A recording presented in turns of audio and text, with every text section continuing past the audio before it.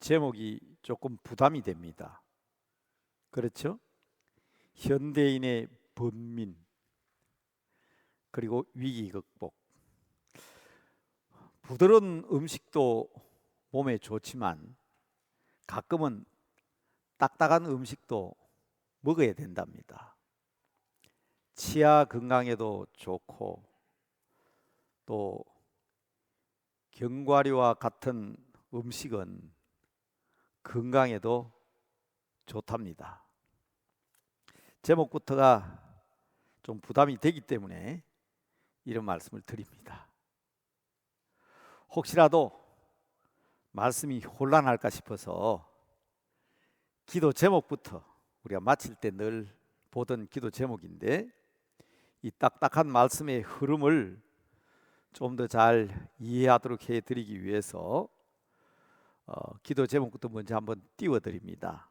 세 가지의 주제를 기억하셨으면 좋겠습니다. 첫째는 말씀만 의지하자. 말씀만 의지하자. 오늘 읽어드린 본문 말씀이 말씀에 의지하여 그물을 내렸잖아요. 두 번째는 이웃과 더불어 그물이 찢어지게 됐어요. 그때 동무들을 불러서 함께 고기들을 건져 올리잖아요.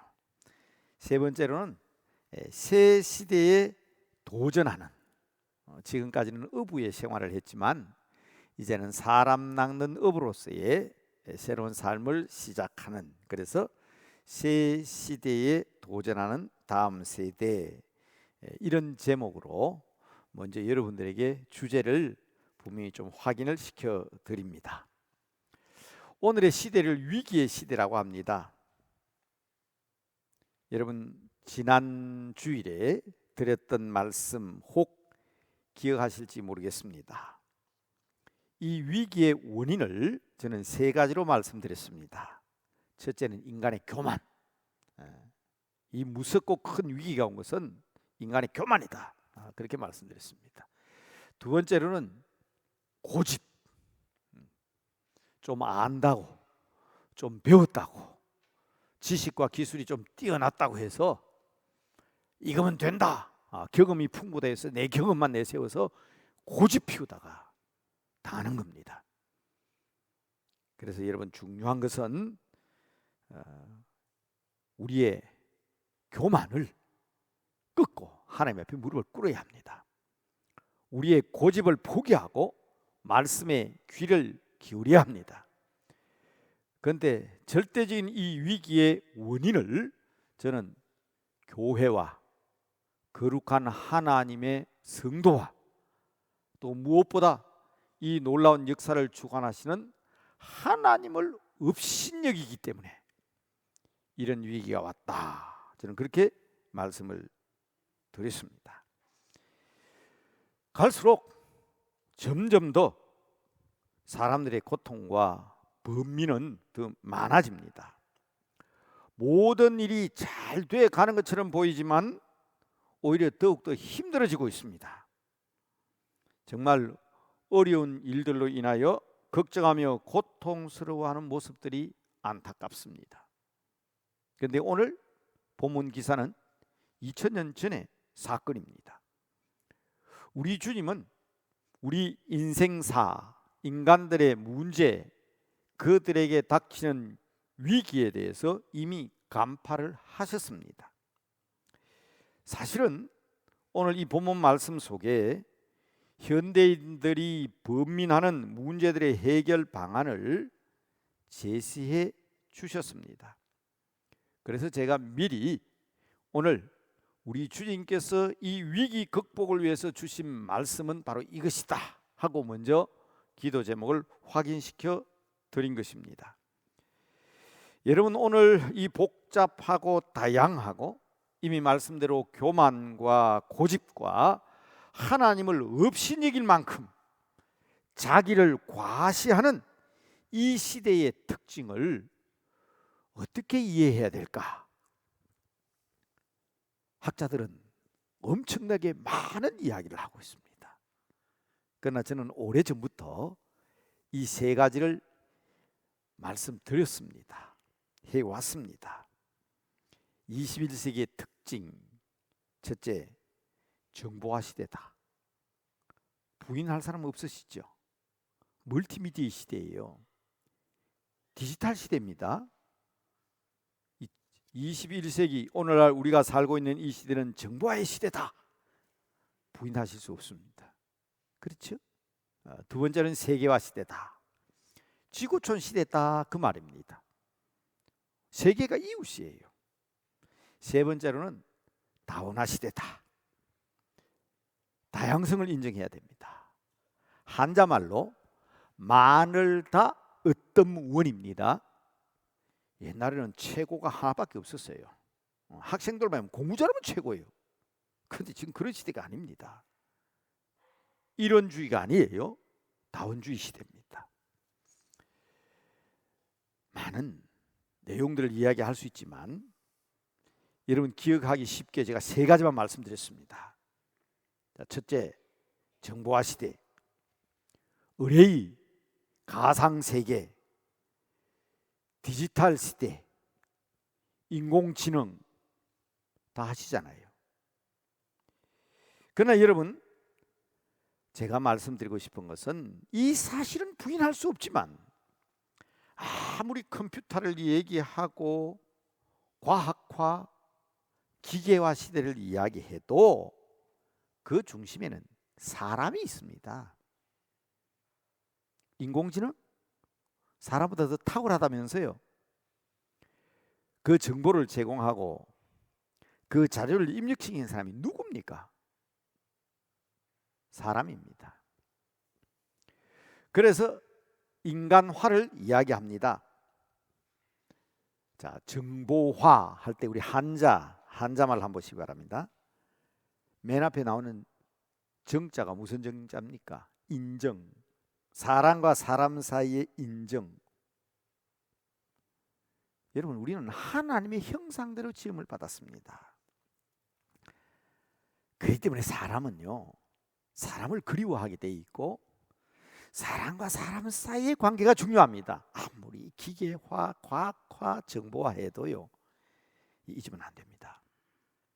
자, 여러분 한번 더듬어 볼까요? 전화기가 처음 나왔을 때 이제 길거리에 차가 없어질 것이라고 그랬어요. 사람 만날 일이 없잖아요. 전화로 하면 다 되니까. 근데 참 이상해요. 전화가 엄청 발달했잖아요. 지금 여러분 몸에 스마트폰 다 가지고 계시죠? 왜 이렇게 전화기가 훨씬 더 발달했는데 뭐 길거리에 차가 없어져요? 사람 만날 일이 없으니까 차가 없어질 거를 그랬는데 차는 더 많아졌어요. 약속이 더 많아졌다고요. 더욱더 시장 문화가 활발해지고 자동차도 많아지고 왜 이런 현상이 생깁니까? 하나님의 형상대로 지음받은 인간이기 때문에 더욱더 정을 그리워합니다. 사람을 그리워해요. 발달할수록 사람들 더 많이 만납니다. 그래서 이 지난 2년 동안 얼마나 갑갑했습니까? 자, 용서하고 들으세요. 맛봤습니다. 그죠? 사람 만나지 못하는 게 얼마나 힘들고 어려운 것인가를 우리가 알았지 않습니까? 사업을 해야 되는데, 가르쳐야 되는데, 배워야 되는데, 더 경제가 활성화돼야 되는데 못 만나니까 문제되죠. 그래서 여러분 말씀드린 적이 있습니다. 정이 넘치고 친교가 있고 소통이 있는, 그래서 이 문제를 해결하는 가장 중심체는 교회가 돼야 된다. 그래서 여러분들에게 늘 우리 교회 표 가운데 하나로 따라하라는 거 있지 않습니까? 다시 한번 따라해 보실래요? 한번 따라합시다. 사랑이 그리워서 찾아오는 교회. 참 안타까운 것은요, 교회가 마치 조직화되고 체계화되고 교회가 행정력을 장악하면 교회가 성장하는 줄로 알고 있지만 AD 313년 이전에는 교회가 교회권을 할 수가 없었어요. 기독교가 공인받지를 못했기 때문에 저 지하 카타콤에서 무슨 조직이 있습니까? 체계가 있습니까? 행정이 있습니까? 오로지 말씀만 붙들고 하나님의 사람들끼리 사랑하고 친교하고 교제하면서 복음을 전할 때는 아주 로마에서 복음이 활성화되어 갔어요.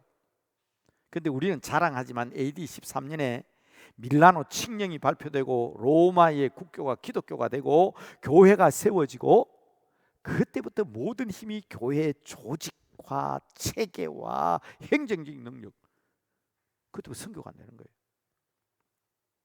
힘이 엉뚱한곳으로 다 가버리는 거예요. 지금도 여전히 큰 교회, 제도화된 교회, 조직화된 교회, 그러면 교회가 잘 되는 줄로 알고 있어요. 우리는 그런 면에 있어서 어쩌면 137년의 역사를 가지고 있다 보니까 새로운 조직, 새로운 행정체제, 새로운 어떤 구성 부분에 있어서는 우리 교회가 다른 교회보다 신진, 새롭게 성장하는 그런 교회보다 뒤떨어져 있는지 몰라요. 그런데 보세요, 저는 저것도 믿고 있습니다. 우리 교회는 정으로 이루어진 교회입니다.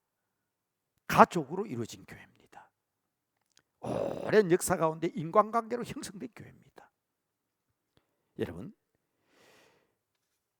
현대적인 문제로서 가장 좋은 장점을 가진 정보화 시대지만, 그러나 우리는 여전히 하나님의 말씀에 근거한, 그리고 하나님의 형상을 닮은 인간으로서의 회복이 최우선인 것을 아셔야 합니다. 그래서 우리 장로님들 늘 그러시잖아요.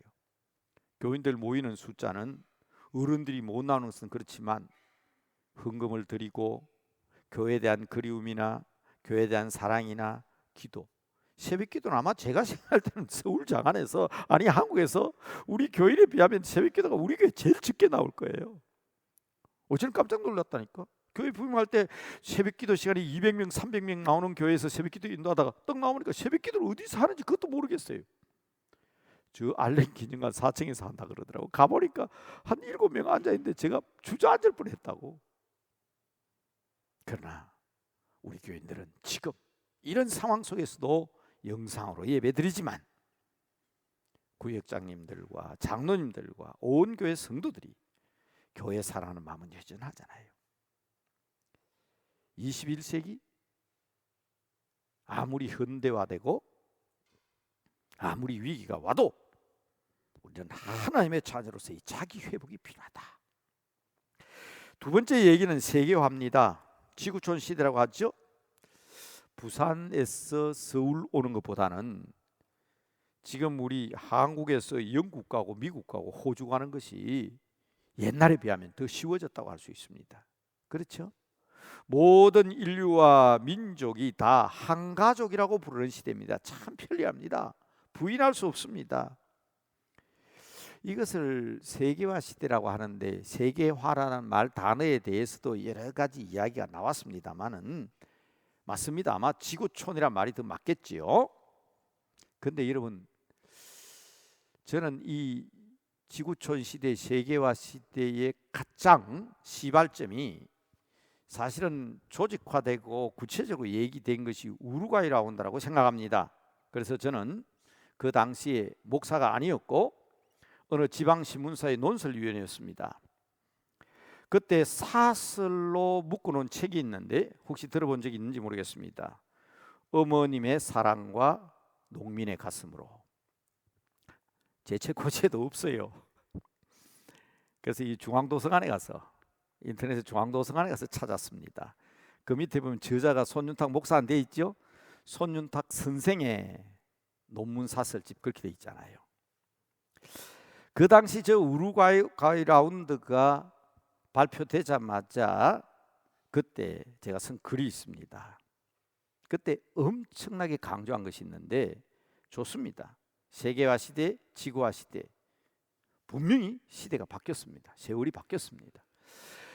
특히 우리 상업을 하시는 분이나 무역을 하시는 분이나 사업을 경영하시는 분들에 있어서는 이 세계화가 정말 새롭게 도약할 수 있는 기회였습니다.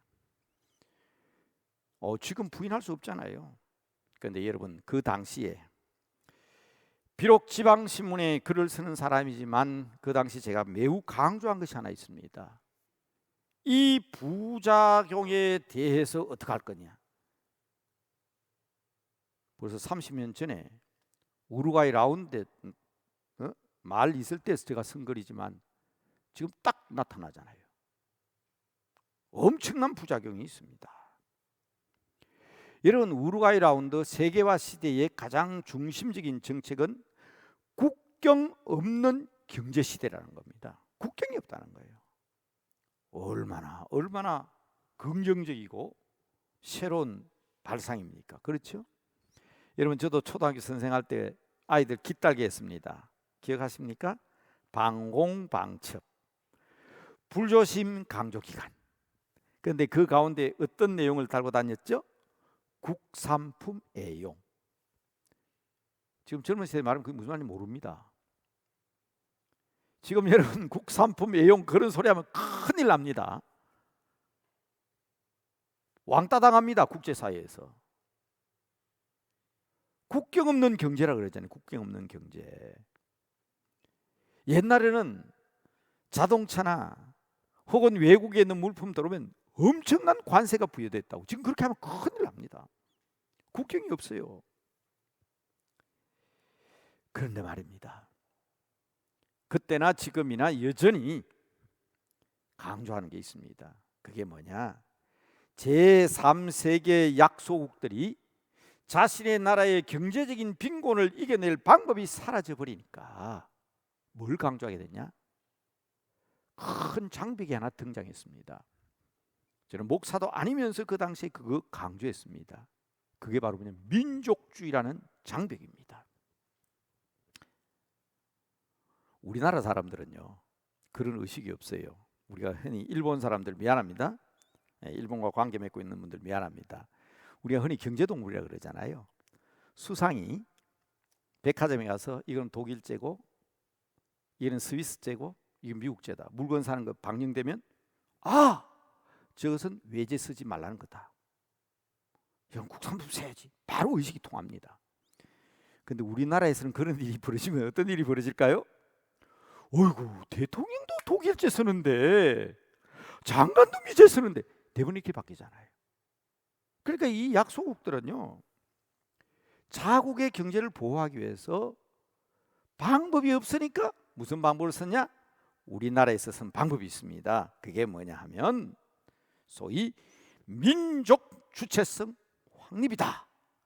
국민들의 주체적인 정신을 키워야 된다 해가지고 전국에다가 공원이나 학교 공공시설에다가 당군 신상을 갖다 세웠습니다. 이런 기억하세요? 우리 기독교인들이 당군 신상 설립하는 거 반대할 이유가 없습니다. 아니, 자기 집 안방에다 당군 신상 갖다 놓는데 자기들 종교 사당에 당군 신상 그거 누가 반대합니까? 그럼 반대할 수 없어요. 근데 문제는 공원에다가 공공시설에다가 국민의 세금으로 막 갖다 세우잖아요. 이게 뭔가 하면 일종의 경제적으로 할 방법이 없으니까 민족주의가 등장하면서 생긴 현상인데, 중국에서는 소위 동북공정이라는 이름으로 한국의 역사를 왜곡시키는 일을 전개했고, 러시아는 우크라이나라는 곡창지대를 점령하기 위해서 탐하는 전쟁을 지금도 일으키고 있는 거예요. 이게 바로 세계화 시대에 나타나는 부작용입니다. 이러한 자국의 경제 보호 정책은 민족 정신의 강조에 그치면 또 침묵하겠습니다만은, 이 시간 말씀드린 것은 뭔가 하면 기독교라는 종교를 외세로 몰아붙이고 복음 전하는 일을 강압적으로 막으면서 국경보다 더 높은 장벽을 쌓아 올리는 이것이 우리에게는 가장 심각한 문제입니다. 여러분, 세계화 시대가 갖는 긍정적 의미의 배후에는 이러한 문제가 있습니다. 여러분, 민족 주체성 확립, 그것으로 극복될까요? 경제적인 문제와는 다릅니다. 방법이 없으니까 그러는 거예요. 그래서 여러분, 그때부터 그리고 제가 성경학을 전공하면서부터 20년, 30년 동안 강조해온 게 있습니다. 바울 시대에, 사도 시대에 국경을 마음대로 넘나들며 주의 복음을 전할 수 있었던 것은, 어떤 장벽도 뛰어넘을 수 있었던 그 힘이 무엇입니까? 바로 그 말씀을 드리려고 하는 것입니다. 예수님께서는 사도들에게 성령이 임하시면 너희가 권능을 받고 예루살렘과 유대와 온 세상 땅끝까지라도 복음을 전할 수 있다고 말씀하셨습니다. 국경을 초월하는 능력, 국경을 초월할 수 있는 그 능력을 부여하시는 분이 누구십니까? 저는 말씀드립니다. 이 세계화 시대에, 지구촌 시대에 국경 없는 경제 정책을 얘기하는 이 시대에 우리 그리스도인들은 더욱더 성령으로 충만해야 합니다. 과학이 발달하고 디지털화되고 기계화되고 인공지능이 발달할수록 우리는 말씀에 의지해야 되지만, 우리가 온 세계 복음을 전하고 상하, 빈부, 귀천 없이 누구에게나 다 구원받을 수 있는 길을 열어놓을 수 있는 것은 성령 충만 외에는 방법이 없습니다. 다른 데서 찾지 말자 이 말입니다. 그래서 우리는 뜨겁게 기도해야 되고, 모든 국경과 장벽을 초월케 하시는 그 능력이 어디에서 오는가 하는 것을 알아야 합니다. 저는 종종 그런 생각해 봅니다. 저 같은 시골 농촌 출신이, 여러분 제가 자란 시골 배경을 이야기하면 여러분 못 알아듣잖아요. 여러분 알아들으실 수 있어요? 얼마 전에 제가 옛날에 우리 인간이란 무엇인가 하는 내용이 우리 교단에서 나온 교재에 똥통 속에 있는 구데기다 그런 말이 있어요. 못 알아들어요.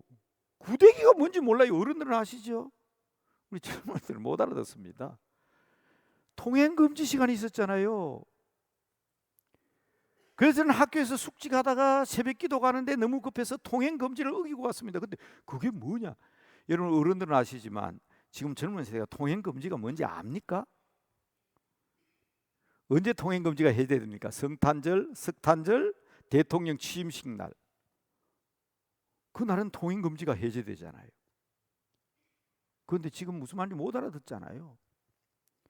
근데 그런 것을 다 초월할 수 있는 능력, 그런 것을 다 초월해서 우리가 복음을 전하고, 한 나라 안에서도 세대 차이가 이렇게 나는데, 나라와 나라 사이에 국경 없는 경제 정책을 얘기하고 넘나들면서 무역을 할 수 있는 이 시대에 우리가 주의 복음을 전하는데 성령의 능력 없이는 불가합니다.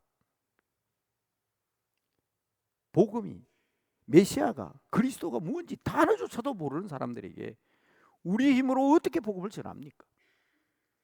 마지막 세 번째입니다. 다원화 시대, 다원주의 시대. 이미 도래했잖아요. 앞서도 말씀드렸지만 어뜸은 하나밖에 없습니다. 옛날 말로 하면 학생들은 공부가 1등이면 최고지, 공부 잘하는 게 최고지. 축구, 농구, 바이올린, 첼로, 피아노, 공부가 최고지 왜 그런 거 하냐고 그랬습니다. 그러나 지금 아니죠. 축구만 잘해도, 배구만 잘해도, 피아노만 잘 쳐도 최고지 않습니까? 옛날에 음악이라고 하면 당연히 바이올린, 피아노, 첼로였습니다. 저도 죄송합니다. 어른들 앞에서 세대가 한물 간 세대 같아요. 제 친구 하나가 늘 걱정했습니다. 손 목사는 참 좋겠다. 우리 아들 지금은 중학교를 졸업하고 고등학교를 졸업해도 이름밖에도 쓸 줄 모르고 지금 어떻게 하겠냐고. 그래도 자기 할 줄 아는 게 있잖아요. 그랬더니 하나 잘하는 게 있대요. 이 칼질을 하는데 이 도마를 두드리는데 기가 차게 두드리는데, 여러분 지금 난타학과, 난타를 전공해서 미국에 박사학위 받으러 왔어요. 그러면 클래식 음악을 하는 사람들이 볼 때는 옛날 말입니다. 지금이 아니고 옛날. 바이올린, 첼로, 피아노 사람들이 몽둥이 가지고 두두두 두드리는 그게 무슨 음악이냐고. 그런데 지금은 그 친구는 세계적인 난타 전문가가 되기 위해서 유학 갔다고. 지금 제가 뭘 설명하기 위해서 말씀드립니까? 어뜸이라는 것은 하나가 아니라는 거예요. 다원입니다. 다원. 마늘 따자 어뜸 원자. 다원주의 시대입니다. 그런데 참 여러분, 세상은 이것을 어떻게 이용하죠? 왜 기독교만 구원이 있느냐? 왜 기독교 복음만 복음이냐? 왜 예수님을 통해서만 구원받느냐? 그래서 이 다원주의 앞에다가 종교라는 말을 탁 갖다 집어넣은 거예요. 여러분, 이게 보통 심각한 문제가 아닙니다. 오늘날 이 시대에 가장 심각한 문제가 이 문제입니다. 먹물 좀 들어가고 배웠다고 하는 학자들이 종교 다원주의를 얘기하면서 어떻게 기독교만 최고냐? 모든 종교는 똑같이. 이게 소위 말하는 종교 다원주의입니다.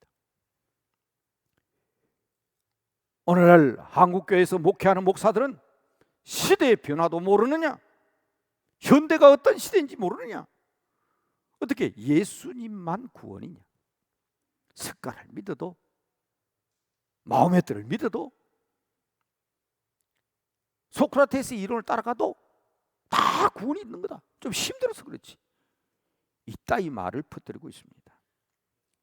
여러분, 그렇습니다. 다원주의 시대인 것을 우리는 변명할 수 없습니다. 분명히 이 시대는 다원주의 시대입니다. 그런데 여러분, 다원주의 앞에다가 종교라는 말을 붙여서 종교 다원주의를 가르치는 보편다당한 것이 진리인데 어떻게 기독교 진리만 진리냐? 그래서 제가 평소에 강조한 게 있습니다. 기독교 복음 예수면 더 트루스입니다. 주님밖에 없습니다. 그런데 이 사람들은 트루스라는 거예요. 많은 트루스, 진리가 있는데 그 중에 하나다. 그게 기독교. 여러분, 이게 작은 문제인 줄 아십니까? 바로 그 교육을 받고 있는 아이들이 오늘날 다음 세대입니다.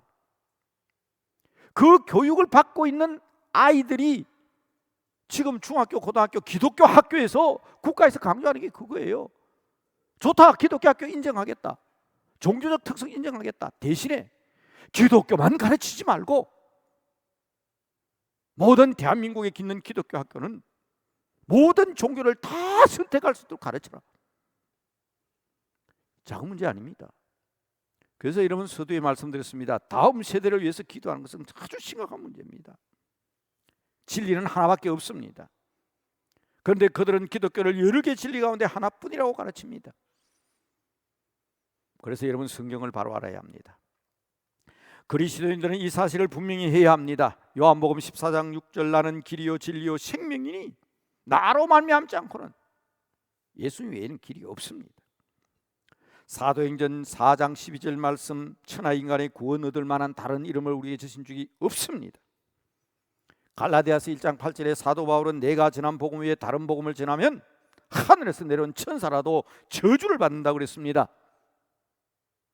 다음 세대를 위해서라도 우리의 분명한 다원주의 시대 인정하십시오. 그러나 종교 다원주의는 안 됩니다. 그래서 여러분, 이 복잡한 문제를 정리하느라고 도표를 만드는데 더 복잡할 것 같아요. 한번 비춰보시죠. 정보화 시대, 사랑이 넘치는 하나님의 형상을 닮은 우리들은 이 정을 바로 알고 공동체성을 회복하는, 사랑이 그리워서 찾아오는 교회 공동체를 회복하자. 세계화 시대, 화평을 이루고 평화케 하시는 성령님의 능력에 힘입어서 모든 장벽과 국경을 초월하는 성령 충만한 시대로 만들어가야 한다. 예수 외에는 구원이 없다고 하는, 예수 외에는 구원이 없다고 하는 복음 진리에 분명하게 서서 주님만이 우리의 구원이심을 선포하는 말씀 속에 바로 써야 한다. 그래서 우리의 신앙과 신학은 편협하지 않아야 합니다. 그래서 저는 지난 9월 우리 교단 총회에서 길게 얘기 안 했습니다. 불과 5분도 얘기하지 않았지만 우리 교단은 이러한 신학에 바로 써야 한다고 강조하였고, 우리 교단은 제가 발표한 그 내용을 우리 교단의 지침으로 확정을 했습니다. 아마 교회 앞에 신문도 이런 붙어 있기 때문에 보셨을 겁니다. 우리의 신앙과 신학은 편협하지 않아야 합니다. 그러나 기준은 분명합니다. 성경대로의 신앙, 말씀 안에서의 신앙입니다. 저는 이 시간 현대인의 번민을 해결하는 방법도 교회에 있다고 말씀드렸습니다. 정보화 시대일수록 교회는 교회의 역할을 더 잘해야 합니다. 성령의 능력에 힘입어야 된다고 했습니다. 세계화 시대에 전 세계 복음을 전하는 것은 성령의 능력을 의지하지 않고는 절대로 세계 선교를 이루어갈 수 없습니다. 이 다원화 시대에 우리 다음 세대를 위해서는 특별히 말씀에 근거한 바른 신앙을 가르쳐야 합니다. 그래서 우리 주님께서 오늘 말씀하신 대로 어떻게 말씀하십니까? 첫째 문제가 밤새도록 수고했는데 아무것도 없다. 문제 해결 방법이 없다. 그래서 낙심하고 좌절해서 그물을 깃고 있었는데 우리 주님께서 말씀하셨습니다. 밤새도록 수고하고 결실이 없었지만 말씀에 의지하여 그물을 내렸을 때 그물이 찢어질 정도로 고기가 잡혔던 것처럼 우리를 오늘날 이 시대에 캐캐묵은 성경이 아니라 말씀으로 돌아가야 한다. 말씀을 읽어야 된다. 말씀대로 살아야 된다는 것을 강조하는 것입니다.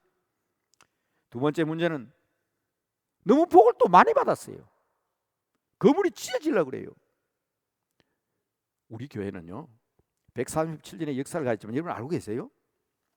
다른 어떤 교회들과 다릅니다. 다른 교회는 자기 교회 세력 확보하기 위해서 땅 사고 교회 넓히고 숫자 많이 넓히고 그랬지만 우리 교회는 그때마다 이 해방교회에서 여기가 몇 발 됩니까?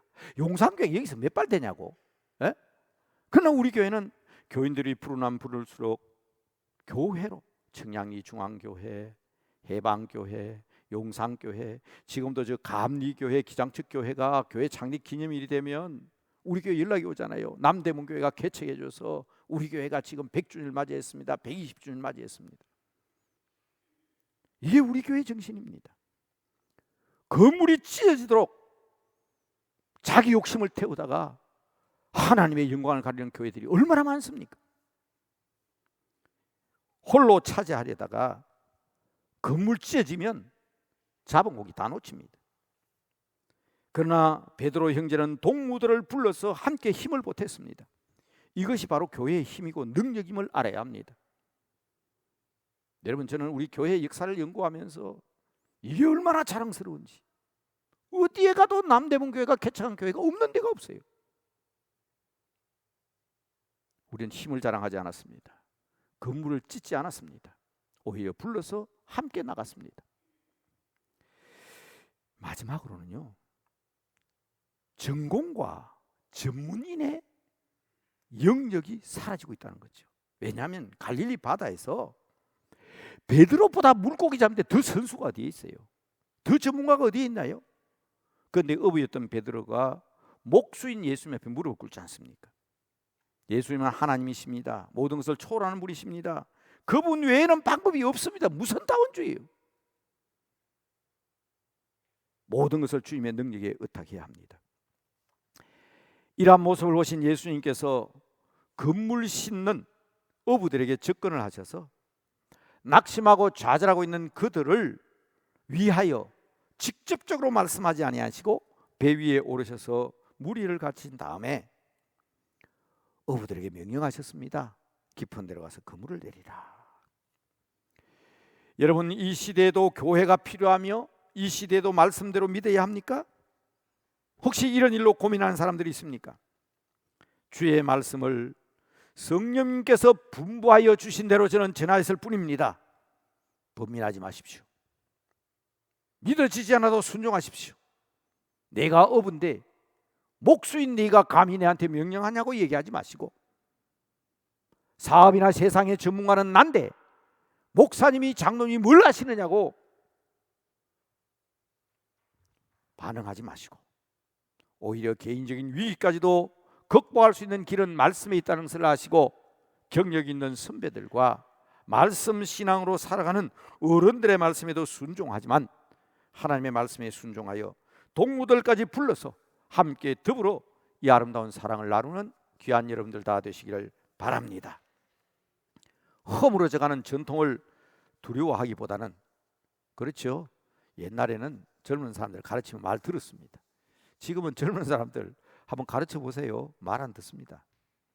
그러나 그들도 이것이 진리다 싶으면 생명 걸고 따라오는 사람들입니다.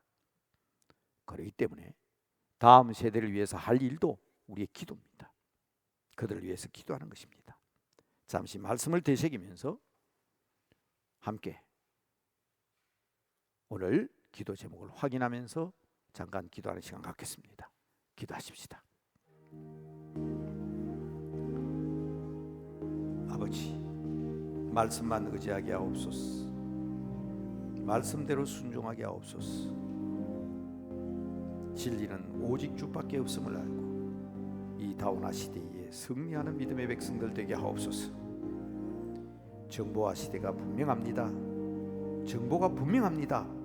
예수 그리스도는 복음이다. 믿음으로 구원받는다.